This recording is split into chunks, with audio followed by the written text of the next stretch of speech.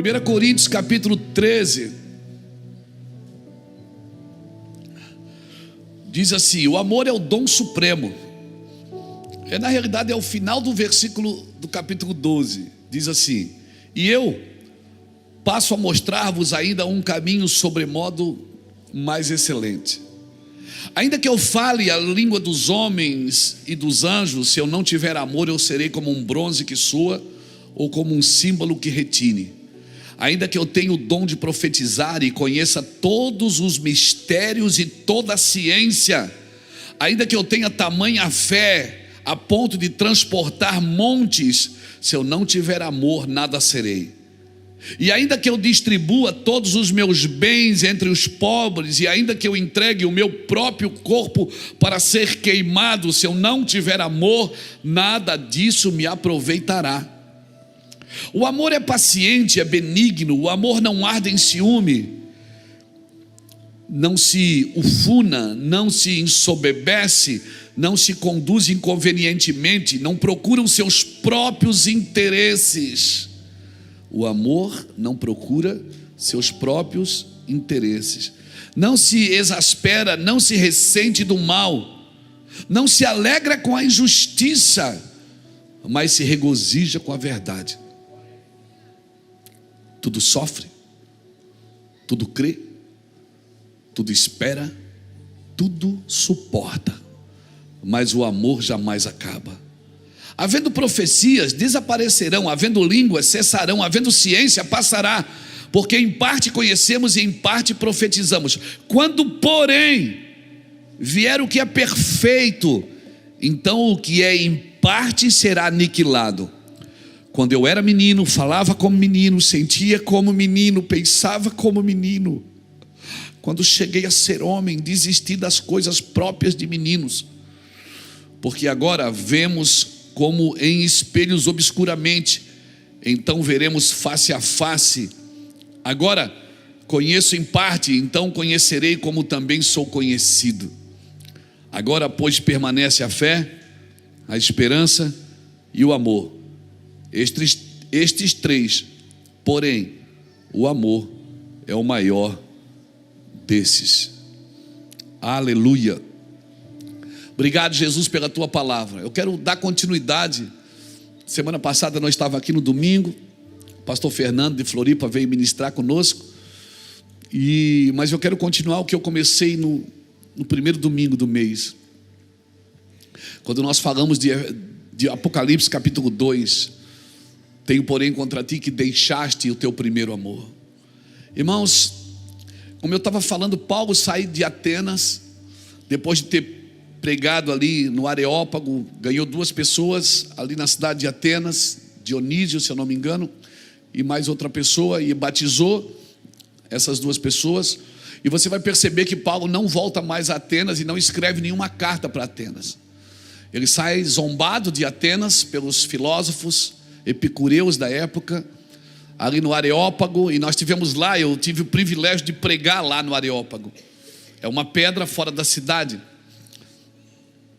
na Acrópolis, né? Acrópolis é a cidade que fica no monte, né? Acro, alto, monte, topo, polis, cidade, né? Então, cidade do monte. Acrópolis era a cidade, e o Areópago, ele fica, Areópago ou Aerópago é a mesma coisa, e ele fica fora da cidade. E nós estivemos lá, e ainda tem 3 degraus, tem 3 degraus lá, que Paulo pisou nesses 3 degraus. Algumas coisas foram reformadas, mas os 3 degraus estão lá ainda, o Jackson. Eu disse, eu não vou perder a oportunidade, eu vou subir aqui também. Só espero que eu não seja decapitado, mas... E eu pisei lá e me emocionei muito, chorei muito. E abri as escrituras em Atos capítulo 17 e ministrei lá. E depois de pregar, Paulo vai para Corinto. E em Corinto, se você ler 1 Coríntios capítulo 1, versículo 18 a 25, Paulo diz assim: certamente que a palavra da cruz é loucura para os que se perdem, mas para nós que somos salvos é poder de Deus. Pois está escrito, ele diz: eu destruirei a sabedoria dos sábios e aniquilarei a inteligência dos instruídos. Ele até pergunta: onde está o sábio? Onde está o escriba? Onde está o inquiridor deste século? Porventura não tornou Deus louca a sabedoria do mundo? Visto como na sabedoria de Deus o mundo não conheceu por sua própria sabedoria. Ou seja, ele está dizendo que você não consegue conhecer a Deus pela sua própria sabedoria. Você não vai conhecer a Deus pela sua própria inteligência, porque aprove Deus salvar os que creem pela loucura. Você está num culto que um pastor faz uma oferta e um outro pastor dá um carro. É loucura. Você está em alguns lugares que às vezes a gente faz algumas coisas que parecem ser loucura, mas a Bíblia relata e declara que Deus salva os que creem pela loucura das pregações. Você está num culto, você veio para ouvir uma palavra e de repente o Espírito Santo pega você aí na cadeira, você começa a tremer, não sabe o que está acontecendo. Daqui a pouco ele mesmo tira você da cadeira, traz você aqui na frente, e quando você vê, você está jogado aqui no chão, chorando e adorando a Deus. E você diz: não sei o que aconteceu. Eu sei. É loucura. Sabe o que eu acho? Que a igreja está sóbria demais. Ela está sóbria demais, por isso ela não acredita mais nas loucuras das pregações. Ela está sóbria demais, ela tem argumento demais. E quem é bom de argumento é ruim de arrependimento. Quem é bom de argumento não se arrepende, porque tem sempre uma desculpa para algo que fez errado. Porque tanto os judeus, Paulo diz, os judeus pedem sinais, os gregos buscam sabedoria, mas nós pregamos a Cristo crucificado. Escândalo para judeu e loucura para os gregos, mas para nós que somos chamados é poder e sabedoria de Deus. Não é loucura. Alguém parar na sua frente e diz: posso orar por você? E a pessoa ora e fala: olha, eu estou vendo isso. Você diz: como você sabe? Quem contou minha vida? Ninguém contou. É porque essa é a loucura do Evangelho, irmãos. Amém? Não tenha medo de viver no sobrenatural. Não tenha medo. Ah, mas se eu errar alguma coisa, o padrão de Deus não é certo e errado, é bondade e maldade. Porque você vai ver pessoas boas fazendo coisas erradas, e você vai ver pessoas más fazendo coisas certas, mas elas são más. Porque Deus não mede as suas ações, mas as suas intenções. As suas intenções. Amém, irmãos? Então ele disse: vocês são salvos pela loucura das pregações. Ele falou aos coríntios: vocês são carnais. Eu sei que há divisões entre vocês. Um diz que é de Paulo, outro diz que é de Cefas, outro diz que é de Apolo. E ele vai falando no capítulo 2 de 1 Coríntios. Ele fala que a pregação dele não está firmada em sabedoria humana. Por que ele fala isso, Natan? Porque ele está vindo do Areópago. E lá ele tentou discutir filosofia e disse: não dá, isso não é. E saiu brabo dali. E quando ele chega em Corinto, uma cidade que tinha uma deusa chamada Afrodite, que vem a palavra afrodisíaco, um deus que era o deus Eros, que vem a palavra erótico, que é desse deus. E ele está lá lidando com gente carnal, com gente imoral. E ali ele passa 1 ano e 6 meses ensinando. Um povo que era politeísta, adorava todos os deuses que tinham. E para não deixar nenhum de fora, eles até botaram um Deus desconhecido. Sabe por que aquela estátua era do Deus desconhecido? Porque eles tinham tanto zelo para adorar todos os deuses, que vai que a gente esquece de algum, põe Deus desconhecido nesse aí, que daí serve para todos. E Paulo chega lá num povo politeísta que adora todos os deuses da terra, tudo é Deus. Depois que os apóstolos passaram, irmãos, a Grécia até hoje, 95% da Grécia é ortodoxa, cristão ortodoxo, 97% da Grécia. Porque depois que os apóstolos passaram, eles deixaram de ser politeístas e passaram a ser monoteístas. Eles adoram um Deus só. Amém, irmãos? Vós sois meninos, ele diz para Coríntios. Ele fala que ninguém pode pôr outro fundamento. Ele fala de renovação de mente, ele fala sobre casamento, ele fala, olha, eu censuro litígios entre os irmãos. Ele fala das coisas sacrificadas a ídolos, porque eles adoravam tanto Deus que sacrificavam para todos os deuses. Ele fala de ceia. Jackson, Paulo não ensina a ceia para ninguém, ele ensina para um povo que ele chamou de carnal. Você não vê Paulo deixando a ceia tão clara como em Coríntios. Ali em Coríntios ele escreve a carta para os romanos, mas ali ele escreve sobre o amor, e eu quero parar aqui. Ele fala do amor, ele disse, olha, eu vou ensinar sobre dons para vocês. Vocês querem ser sobrenaturais? Você quer andar no sobrenatural? Ele estava tentando dizer isso. Então eu vou ensinar sobre o dom. No capítulo 12 de 1 Coríntios ele fala sobre os dons. Fala sobre os frutos. Sobre os dons, os frutos ele fala em Gálatas, e depois em Coríntios ele fala sobre os dons, Beto. Aí no final do capítulo 12 ele diz, mas eu tenho uma notícia muito melhor para você do que ser usado por Deus. Melhor do que você ser usado é você conhecer esse amor. Um amor que tudo, e eu queria que você guardasse essas 4 coisas. Um amor que tudo sofre, tudo crê, tudo espera, tudo suporta. Mas o amor jamais acaba. Alguém me perguntou esses dias, pastor, como é que o senhor sabe que alguém ama mesmo, assim, profundamente? Eu disse, quando passou pelo teste dos 4. Que 4? Tudo sofreu, tudo crê, tudo suporta e tudo espera. Tem coisa mais difícil para crente do que esperar, irmão? A doença do nosso século é ansiedade, depressão e estresse. E eu que aconselho, não vai no médico que você vai ter uma dessas 3. Ansiedade é o sofrimento pelo futuro. A depressão é o sofrimento pelo passado. E o estresse é o sofrimento pelo presente. Parece que a gente está fora de órbita, fora de sintonia. Parece que a gente não está na mesma sintonia. Aleluia. E quando alguém pergunta para mim, pastor, como é que o senhor sabe se eu amo mesmo? Como é que eu sei se eu amo a Deus mesmo? Se eu amo o meu próximo? Eu digo, faz o teste dos 4. Tudo sofre, tudo crê, tudo suporta. Não estou suportando? Então não amou o suficiente. Não sabe esperar? Não, mas eu não aguento mais esperar.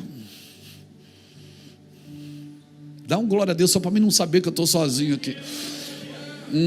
Isso. Diz, é verdade. Só para mim não me sentir sozinho aqui. Esperar é difícil demais, irmãos. Ele diz assim no verso 9 e 10, em parte conhecemos, em parte profetizamos, mas quando porém vier o que é perfeito, então o que é em parte será aniquilado.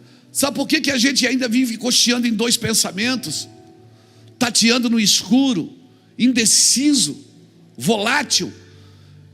Nós andamos assim porque ainda a gente não abriu o coração para aquilo que é perfeito. Quando vier o perfeito, o que é em parte será aniquilado. As suas convicções, irmãos, elas têm que ser maior do que a sua paixão. Porque paixão pode passar, convicção não. Você tem que ser convicto por aquilo que Deus te chamou para fazer e para viver. Amém, irmãos? Você tem que ser convicto.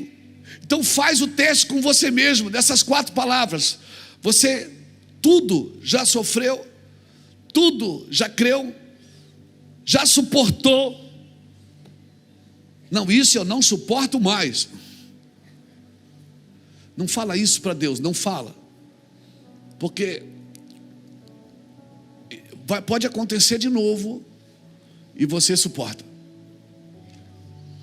Parece que a gente fica ameaçando. Agora não, agora é a última vez. É a última vez.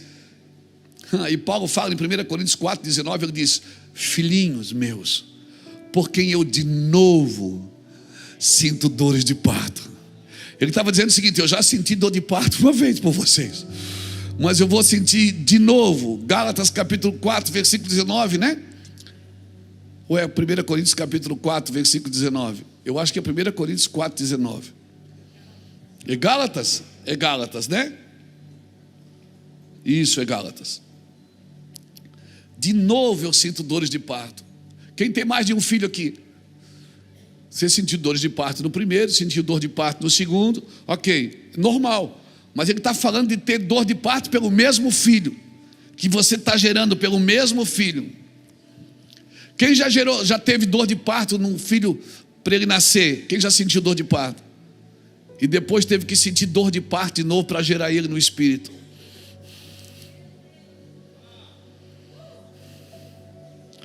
Quer saber de uma coisa, mãe? A dor de parto nunca vai acabar.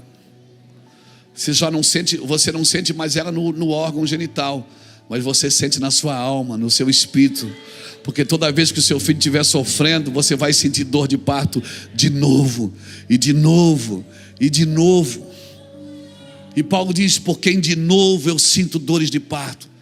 Ele estava dizendo para eles: eu já sofri por vocês, Gálatas, agora eu estou sofrendo de novo por vocês. Uma prova do amor não é uma vez. Fez para mim, eu já vi gente falar assim: fez para mim é uma vez só. Te peguei. Quem já falou isso? Fez para mim. Não, vamos brincar. Isso, levanta a mão bem alta. Isso, diga assim: eu. E passou de novo. E sofreu de novo. E disse: para mim fez para mim é uma vez só. Quem já falou isso? E depois passou de novo. E viu que não era uma vez. E de novo. E aí parou de falar de uma vez só. É ou não é? Irmão, quem anda com Cristo tem uma escolha. E a escolha é Cristo. Amém? Deus não perguntou para Adão. Deus perguntou para Adão: Adão, o que você fez? Quando Deus chegou no jardim, ele disse: Adão, o que você fez? Não, ele perguntou: Adão, aonde você está? Ele não disse o que você fez. Porque o problema não é o que você fez, foi o que você fez te levou para onde você está. Esse é o seu problema. Porque para Deus perdoar pecado não é problema, irmão. O problema é para onde o pecado está te levando. Amém? Para onde isso que você está fazendo está te levando. Porque Deus pode perdoar você aqui agora. Amém? E não sou eu que estou falando, as escrituras: pela graça sois salvos, e isso não vem de vós, é dom de Deus, não vem das obras para que ninguém se glorie. Deus perdoa de novo, e se vocês forem fiéis, eu continuo fiel, diz o Senhor, porque eu não nego a minha palavra. Deus vai continuar fiel. O problema de Deus não é o que eu fiz, não é o que eu faço. O problema é o quem eu estou me tornando por aquilo que eu faço e para onde eu estou indo. Porque Adão fez e já foi se esconder. Ele fez e já se escondeu. E quando Deus chegou, ele estava escondido, com medo, porque ouviu a voz. Já não era mais a mesma relação que Deus vinha todo dia no crepúsculo, no final do dia está com Adão. Já não era mais, a relação foi comprometida. O pecado faz isso, ele compromete a relação sua com Deus. Ah, pastor, mas eu ouço tanto isso, irmãos. Você quer ver na internet, você vai, às vezes você não tem nada para fazer, fica mexendo nos videozinhos, passando aqueles videozinhos. É tudo 8 maneiras de você ficar rico, 10 maneiras de emagrecer sem parar. Como é que o cara vai emagrecer sem parar de comer, irmão?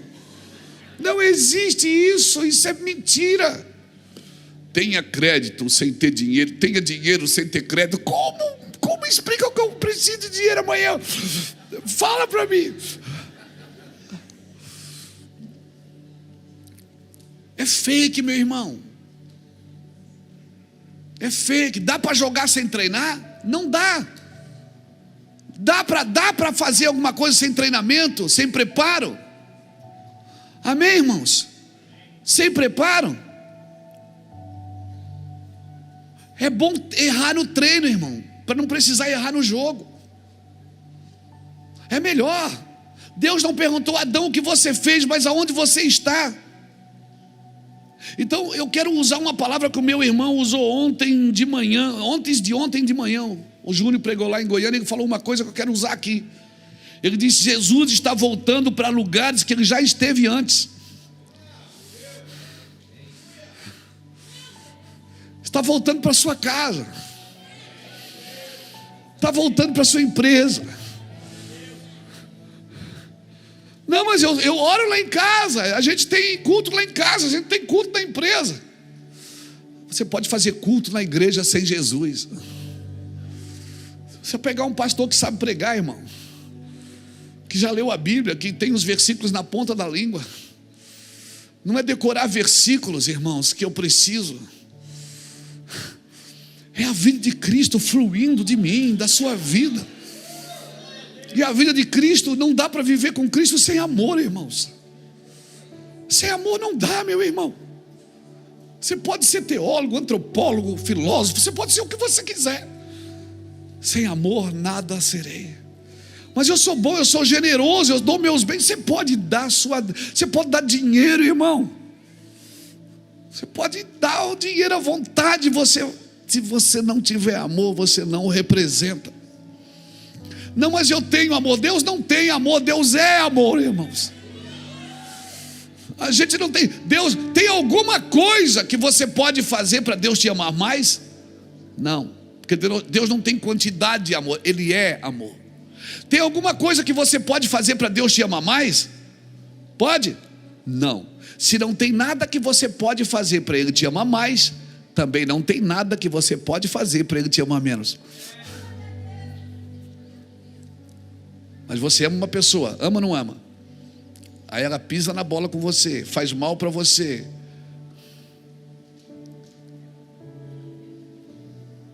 Pegou. Aí você diz: nunca mais. Ó, os mais velhos entenderam. Nunca mais. E você quer comparar esse amor com o amor de Cristo?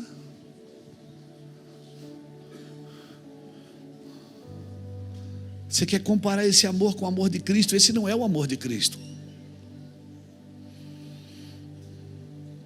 Sabe o que nós temos que fazer hoje, irmãos? Eu como pastor, sabe o que eu tenho que fazer hoje? Nos dias de hoje, sabe o que eu tenho gasto a minha vida para fazer? Reevangelizar os crentes. Eu estou pregando de novo para os crentes aceitar Jesus, irmão. E se você é crente, não perca a oportunidade hoje. Olha,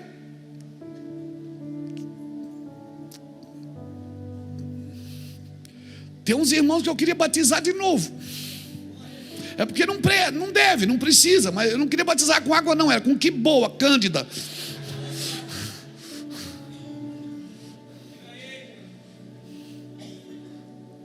A gente misturou tudo, irmão, virou um balaio de gato. Misturou tudo, misturou filosofia com autoajuda. A gente tem muita autoajuda, não é ajuda do alto, irmão, é autoajuda. Autoajuda sem ajuda do alto não ajuda, irmão, atrapalha. Atrapalha porque está te colocando força que você não precisa. E se você adquirir uma força que você não precisa, você vai querer usar essa força no evangelho para tocar Deus. Deus não precisa da sua força para te amar. Ele até diz: você é fraco. Mas diga ao fraco: eu sou forte. Mas só diga quando você estiver com Ele. Sozinho não diga não. Sem Deus não diga eu sou forte, porque você vai cair por terra. Jesus está voltando para lugares que Ele já esteve antes. Ele está voltando, irmãos. Lembra quando você levantava a mão assim e já chorava? Lembra?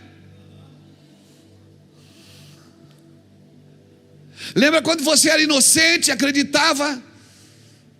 Eu tenho saudade da inocência às vezes. Eu preferia saber menos coisas que eu sei hoje, mas ter a inocência que eu tinha. A gente ia no monte, irmão, o graveto acendia. E a gente trazia o graveto para casa no bolso, botava na sala, chamava os filhos, apagava a luz, orava, acendia tudo e chorava todo mundo. O graveto, irmão, o graveto. Eu fazia coleção de graveto, irmão. A gente acreditava nas coisas. Acabava a gasolina do carro, não tinha dinheiro para pôr, a gente orava no tanque. Eu já orei no tanque da moto, vindo de Barra Velha, de uma casa de recuperação que eu fui ministrar. Eu não tinha gasolina para pôr na moto, estava com a moto de um amigo, e o amigo era mais ferrado do que eu. Quando a gente está começando, irmão, nem os amigos são poderosos. Você tem que ajudar os amigos, né? E os amigos dizem assim: Deus mandou te ajudar. E quem precisa de ajuda é ele, que está mais pior do que eu. Não, quando eu comecei, não chegou um amigo assim poderoso, irmão. Tudo pior do que eu. Chegava lá em casa meio-dia ainda para comer a minha comida. Não tinha nada, ele ainda comia a minha comida ainda. E aí eu fui ajudar um amigo, botei ele na minha casa, saímos. Quando nós voltamos, eu tinha roubado a gente. Crente, aleluia. Oh, aleluia. Roubou a nossa televisão, né? E nós, crentes, pensamos: Deus não quer que a gente assista a televisão. Não, irmão, quem não queria era o diabo. Porque o Deus não rouba a televisão de ninguém. Mas a gente crente, inocente. Eu não é inocente. E orar, Deus me livre, orar debaixo do chuveiro sem roupa. Acordar de madrugada para orar, tinha que botar roupa. Só não botava o tênis para não fazer barulho, mas tinha que botar roupa, porque senão Deus não vem. Olha a ignorância, irmão. Até que eu li: Adão se escondeu porque estava nu. Eu digo: mas eu não sou Adão caído. Eu não sou Adão caído, cara. Eu sou Cristo, eu sou descendente de Cristo. Eu sou um pequeno cristão. Eu sou um pequeno Cristo, um cristão que morre na cruz nu. Aleluia. A gente foi lendo, as coisas foram ficando claras. A gente foi suportando a pressão, suportando os irmãos. Suportando o irmão hoje, irmão. Do jeito que vier, 2 palitos. Não estamos nem aí. Pode bater, pode falar. Eu só não quero uma coisa: perder essa paixão violenta por Cristo. Eu não quero perder essa paixão violenta por Cristo. Você não vai num evento para aprender sobre amor, irmãos. Amor você tem que aprender sozinho com Cristo. Amor você tem que aprender sozinho. Para viver em amor, eu preciso viver em autorresponsabilidade. Eu tenho que entender que eu sou o único responsável por tudo que me acontece, seja de bom ou seja de ruim. Eu preciso assumir isso. As minhas ações, as minhas omissões, as minhas reações, eu sou responsável por elas. E eu tenho que parar de transferir culpa. Por que eu passo sempre os mesmos problemas? Você já perguntou? Não precisa levantar a mão agora não, mas só pensa e ri. Você já percebeu que você às vezes vive no ciclo dos mesmos problemas sempre? Por quê, pastor? Eu vou te dizer por quê. Porque eu nunca assumi que fui eu, que foi por causa de mim. E já que eu não fui eu que errei, eu não preciso fazer nada para mudar. E esse é o problema da igreja de Laodiceia, dos nossos dias. Pensa que é rica, pensa que não lhe falta nada, mas é miserável, pobre, segue nua. E só tem uma saída para essa igreja.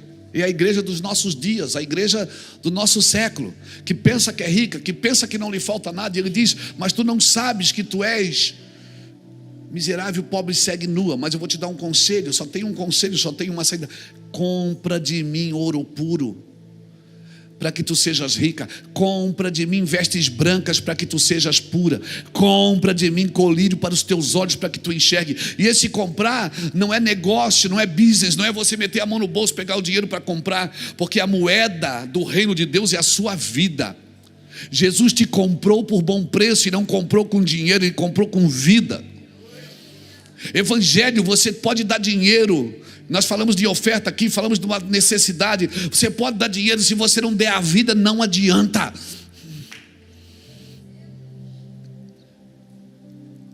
Porque a moeda de Deus é a vida. E ele diz com clareza, Jesus diz: assim como eu dei a minha vida por vós, vós sois meus discípulos, e também der a sua vida pelo outro. Sabe o que é dar a vida? É se importar. Eu acredito que nesse século, nesse tempo, Deus vai usar quem se importa. Não é só quem se preparou, quem estudou, quem apontou o lápis. Não, é quem se importa com o outro. Quem se importa com o outro. Deus vai usar quem se importa, quem chora por gente que nem conhece. Quem está disposto a dar a sua vida é isso. Luiz, você está disposto? Nós queremos dar a nossa vida por alguma coisa que nos dê retorno. E o Senhor diz: o seu retorno é morte.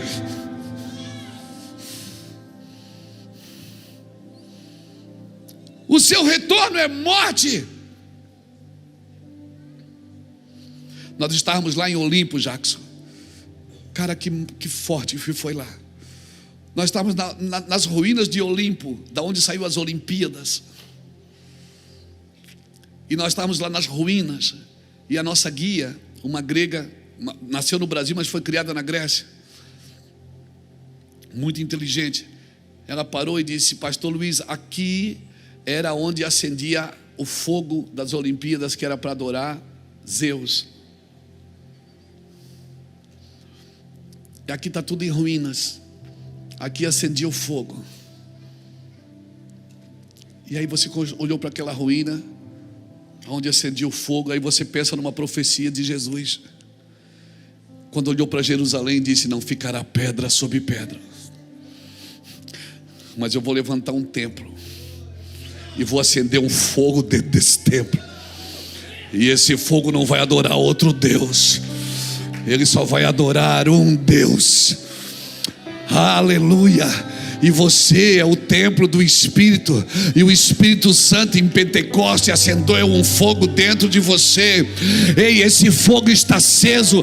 Ei, eu queria que vocês estivessem queimando. Sabe o que eu digo para você? Você nunca vai viver em ruínas. Você vai viver em eternidade. E a gente andando lá pelo Olimpo, as ruínas. Por isso que Paulo pregou: aqueles que correm no estádio correm para ganhar uma coroa corruptível, mas vocês não, vocês vão ganhar uma coroa incorruptível. Quando nós olhamos aquela cidade em ruínas, onde acendia o fogo, não existe mais. Onde adorava os Zeus não existe mais. Tudo em ruínas. Mas aí dentro tem um templo. Vós sois templo do meu Espírito, e o meu fogo está aceso aí dentro. Você não precisa acender mais uma vela para mim, não. Você não precisa acender mais uma vela para as almas, não. Aleluia, aleluia, porque o meu fogo que está aí dentro vai permanecer você aquecido, vai manter você aquecido e permanecer você no propósito. Aleluia. Diga comigo: amor, dom supremo. Amor é dom supremo. Nós fomos chamados para curar. Através de quê? Do amor, irmãos. Como é que se cura alguém em rejeição? Com amor. Como é que se cura um rejeitado? Com amor. Como é que se cura um rebelde? Com amor, irmãos. Não é dando castigo, é amando. Como é que se cura um drogado? Amando. Como é que se cura um viciado? Uma prostituta. Pensa naquela mulher que já teve 6 maridos, e agora passa alguém por ela naquele poço e diz: agora eu sou o 7º marido, eu sou o perfeito. E se você soubesse quem está te pedindo água, você que me pediria, e eu te daria água viva, e você beberia essa água, e dentro de você nasceria uma fonte que jorraria para a vida eterna. Meu Deus, aquela mulher deixou o balde, deixou tudo para trás, entrou na cidade jorrando, e disse: eu conheci um profeta que me disse tudo. Jesus não disse tudo, ele só disse sobre os seus maridos.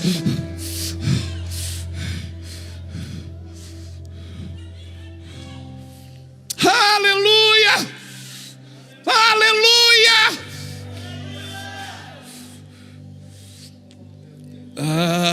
Não deixa apagar o pavio que fumega, irmão. Provoque esse fogo todos os dias. Force o choro, se não der, esfrega os olhos até você chorar de novo. Não perca a paixão por coisas visíveis e palpáveis que vão te tirar do trilho. Aleluia!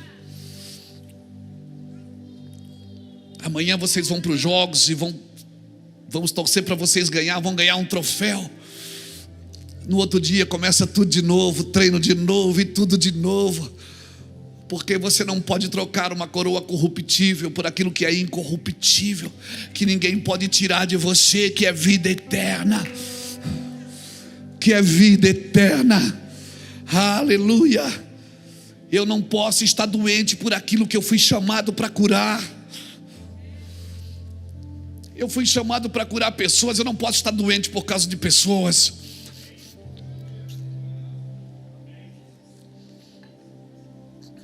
E se eu estou doente por aquilo que eu fui chamado para curar, então quem precisa de cura sou eu nas emoções, não são elas. Sou eu que preciso. Você foi chamado para curar pessoas, irmãos, pelo amor de Deus. Eu não estou falando pelo amor de Deus em desespero, eu estou falando, você foi curado para curar pessoas, você foi chamado para curar pessoas pelo amor de Deus. Então deixa eu falar uma coisa para você, pelo amor de Deus.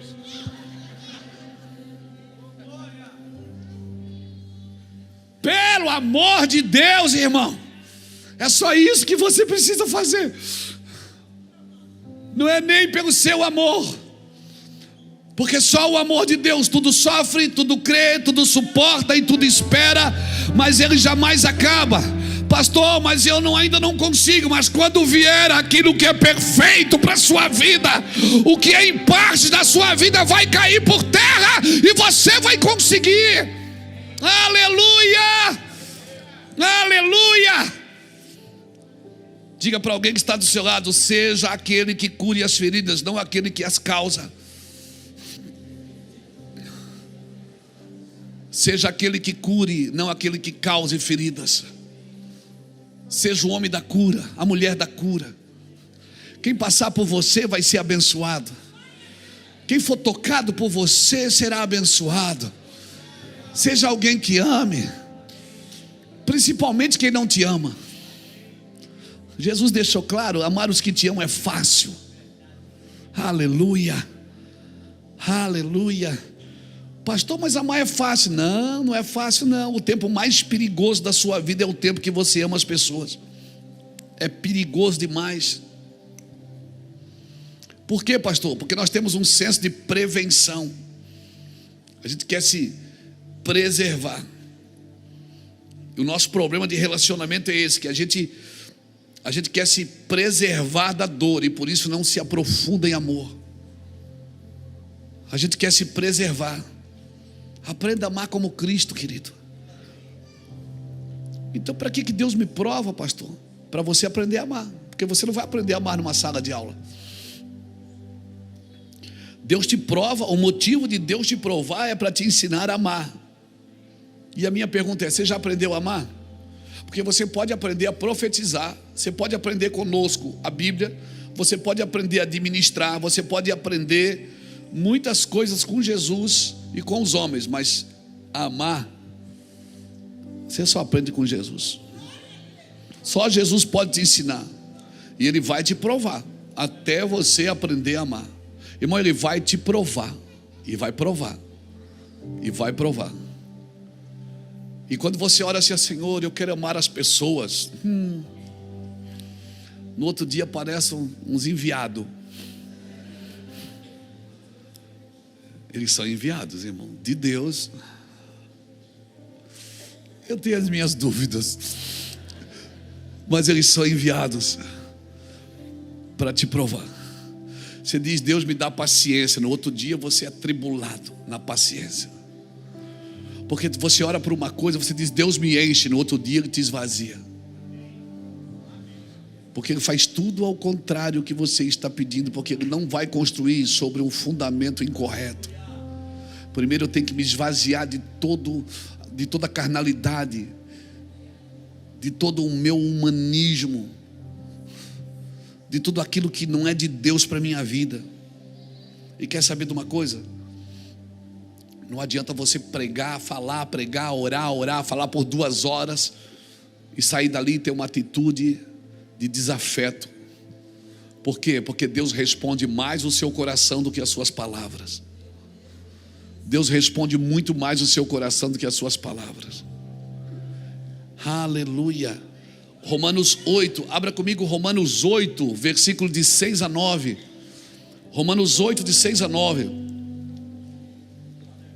Diz assim: porque o pendor da carne dá para a morte, mas o do espírito para a vida e paz. Por isso, o pendor da carne é inimizade contra Deus, pois não está sujeito à lei de Deus, nem mesmo pode estar. Portanto, os que estão na carne não podem agradar a Deus.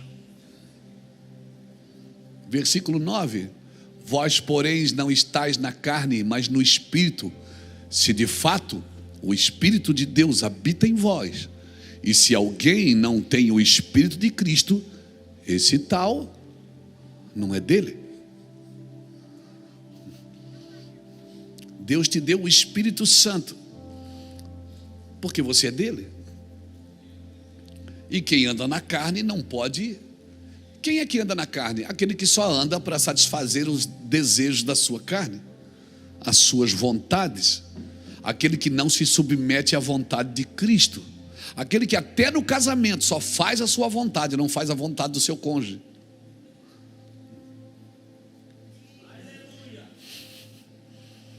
Eu pensei que umas irmãs iam dizer: é verdade. Aleluia. Você sabe que você pode estar sendo usado por Deus com um comportamento carnal? Você sabia que você pode estar sendo usado por Deus, Deus te usando, pessoas sendo curadas, caindo na unção, recebendo profecias. Ou seja, você pode usar, Deus pode te usar mesmo não se agradando de você. Você sabia que Deus pode te usar mesmo não se agradando do seu comportamento? Ele pode te usar. Por isso que ser usado por Deus não me aprova. O que me aprova é o tanto de Cristo que tem em mim e de tanto de mim que tem em Cristo. Quanto Cristo tem da minha vida, quanto Cristo tem da minha vontade. Não é ser usado, irmãos. Ser usado é a parte mais fácil do Evangelho. Aleluia. Sabe que às vezes nos falta paixão para fazer as coisas para Deus. Até para ficar lá no estacionamento da igreja, mas eu preciso ter paixão por Cristo. Porque senão, se alguém estacionar o carro errado, eu saio no braço. E nós já tivemos irmão que saiu no braço aqui. Mas depois a gente orava e ele chorava. E passava. Você tem que estar apaixonado. Se o que você faz, você não precisa disso para viver, você não entregará a sua vida para isso. Eu vou repetir. Se o que você faz, você não precisa disso para viver, você não entregará a sua vida para isso. Não sei se você já assistiu um filme chamado Fome de Poder, que fala da história do McDonald's. Você já assistiu esse filme? Eu recomendo, muito bom. Esse cara, ele começou a vender a sua franquia. Ele começou a vender a franquia do McDonald's para pessoas ricas. Começou a vender a franquia por toda a América para pessoas ricas. Mas essas pessoas que compravam a franquia, elas não trabalhavam no McDonald's, elas não trabalhavam com o produto. Então o que é que elas faziam? Elas terceirizavam a gestão e elas não seguiam à risca a forma ou a fórmula do hambúrguer, da modelagem do lanche. E aí, irmão, essa venda foi um fiasco. Por quê? Porque esses caras ricos compraram a franquia para ganhar dinheiro, e não tem problema nenhum com isso. Só que como eles não precisavam daquilo para viver, eles não se entregaram para aquilo de paixão. E aí apareceu um cara que estava com uma necessidade terrível, e ele quebrou o protocolo, ele foi vender para esse cara. E esse cara era pobre. Esse cara era pobre, mas como ele precisava tanto daquele negócio, ele foi para dentro do balcão e fez o lanche exatamente como dizia a fórmula no gabarito. Montou o lanche como que era para fazer, e ele explodiu de vender. Moral da história: se você não tem paixão pelo que você está fazendo, você faz de qualquer jeito, ou faz só porque está ganhando alguma coisa por isso, ou faz só porque ele é conveniente, ou faz só porque você recebe alguns louvores por isso. Mas se você tem paixão pelo que faz, irmão, ninguém vai fazer tão bem feito quanto você. Aleluia, aleluia. Evangelho é vida, irmãos. Evangelho é vida de Deus pulsando. Aleluia. Hoje você vai ver muitos homens fortes no Evangelho. Eu estava com um homem ontem, o pastor Abraão, 80 anos de idade. 80 anos de idade, fogo puro, velhinho chapado. Eu vou te falar uma coisa: por trás de toda pessoa forte tem uma história que não deu para aquela pessoa nenhuma escolha, ele teve que fazer. Essas pessoas ficam fortes, irmãos. Pessoas que não têm escolha. Eu tenho que fazer isso, eu tenho que fazer. Paulo dizia: se eu não pregar, se eu não me entregar a isso, ai de mim, se eu não pregar o Evangelho. Paulo dizia: ai de mim. Enquanto você não ter esse compromisso com as Escrituras, com o Evangelho, irmão, você pode só estar prosperando. Você tem uma empresa, glória a Deus. Você tem um negócio, você tem um emprego, glória a Deus, não tem nada errado com isso. Mas se você não tem paixão por que você está fazendo,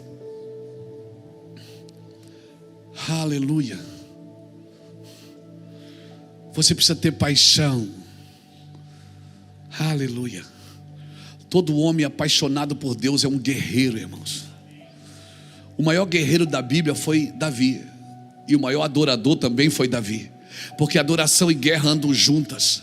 Todo grande adorador será também um grande homem de guerra, será um guerreiro profundo nas Escrituras.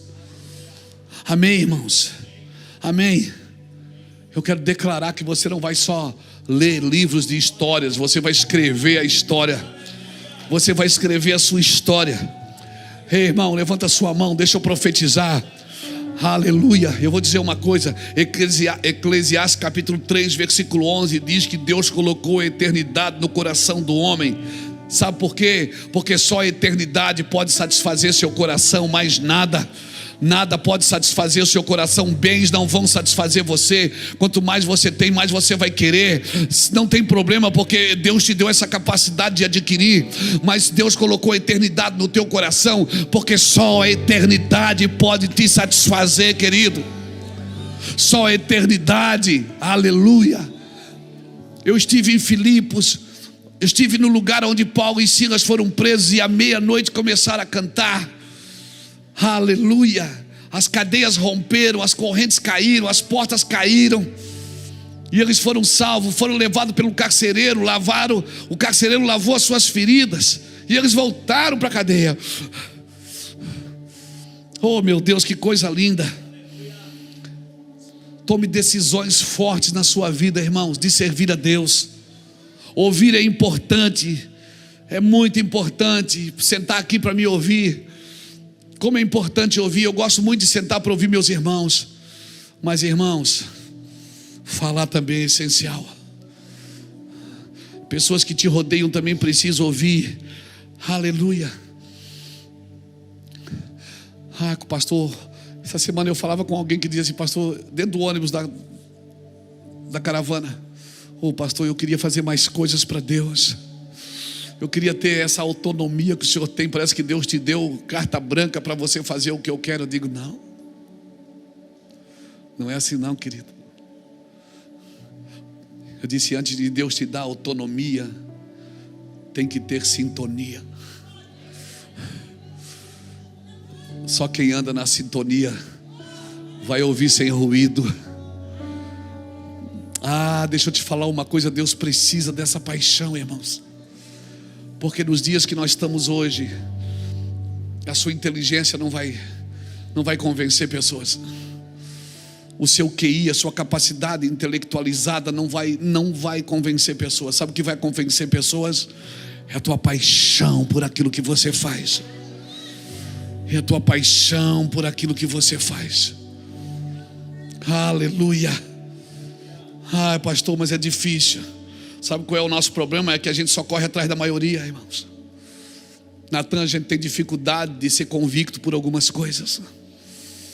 E vamos fazer uma votação, e se quem não concordar, eu também, então eu concordo também, porque para não ficar de fora, né? Só eu que não estou concordando, todo mundo. Não, irmãos, cuidado da maioria. Eu vou falar uma coisa que parece uma heresia, mas não é, e eu termino aqui. Não, eu não termino ainda, pera, mais um pouquinho. Cuidado com a maioria. Jesus não é a maioria. Jesus é único, Jesus não é a maioria. Irmão, sabe quem foi que não entrou na arca? Foi a maioria. Você sabe, foi a maioria que fez um bezerro de ouro. Quem estava sozinho com Deus lá no monte não participou. Irmão, foi a maioria que vai entrar pela porta larga. É a maioria que quase todos esfriará o amor. É a maioria que ignora os seus deveres. É a maioria que concorda com os pecados. É sempre a maioria, irmãos. Então, se você estiver preso nas suas convicções, abra sua mente, mas não ao ponto de perder o cérebro, mas abra sua mente e pense. Talvez é tempo de você buscar Deus, para os novos lances que você tem que dar, para os novos degraus que você tem que subir. Quem sabe você está tão acostumado a fazer que você já botou no piloto automático, não precisa mais consultar Deus. Eu já sei, pastor. Como dizia a minha mãe, capítulo 1, você não é a maioria. Mas mãe, todo mundo faz, mas você não é. Quem já ouviu isso da mãe? Você não é todo mundo. Sabe o que a sua mãe está tentando dizer para você? Você é diferente. Você é zica, mano. É diferente. Você é o cara. Aleluia. Não confunda o que te faz feliz com aquilo que distrai a tua tristeza. Às vezes você só está distraído na tristeza, mas não está feliz. Aí, para distrair da tristeza, você assiste um filme. Para distrair da tristeza, você vai dar uma volta de carro. Para distrair da tristeza, você faz uma compra, você adquire algo. Você só está distraído da tristeza, mas não está feliz. Mas o espírito da alegria, o espírito da felicidade. Ei, se você entrar nesse lugar, você não vai mais comprar amor pelo serviço, não vai mais fazer algo para se sentir alguém. Se ninguém te amar, está perdendo, porque você vai se amar e vai amar a Cristo. E se ninguém te amar, perdeu, mano, porque não conhece quem você é. Amém? Amém? Aleluia. Mas todo mundo fala mal de mim, pastor. Sabe por que fala mal de você? Porque se falasse...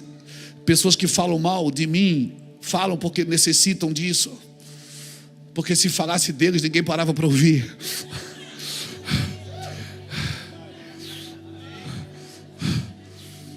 Aleluia. Se estão falando mal de você, É porque dá ibope. Porque se falassem dele mesmo, ninguém parava para ouvir. Como é chato ouvir alguém falar de si mesmo. Mas como é bom ouvir alguém falar mal dos outros.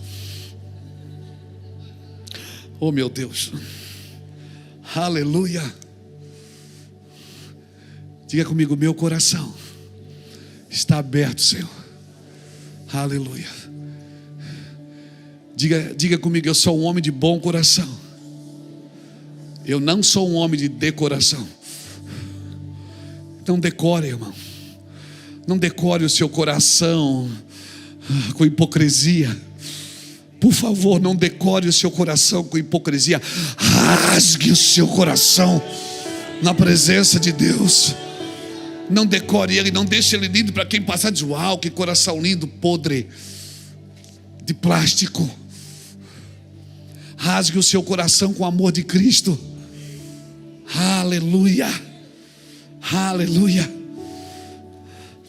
Eu paro aqui.